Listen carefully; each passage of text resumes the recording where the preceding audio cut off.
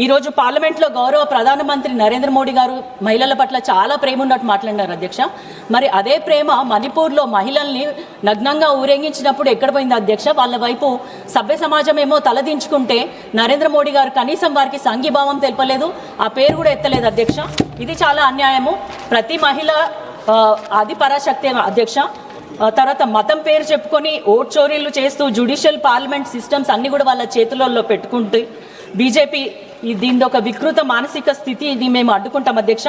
దేశంలోని ప్రతి పౌరునికి, ప్రతి వర్గానికి, ప్రతి కులానికి, ప్రతి మతానికి న్యాయం జరిగే విధంగా ఈ బిల్లును మార్చాలి. అప్పటి వరకు మేము ఈ బిల్లును వ్యతిరేకిస్తూనే ఉంటాం అధ్యక్ష. ఇప్పుడు ఏపీ రీఆర్గనైజేషన్ యాక్ట్ ప్రకారము మాకు చాలా అందాల్సిన, తెలంగాణకు అందాల్సిన ఏవి అందలేదు అధ్యక్ష.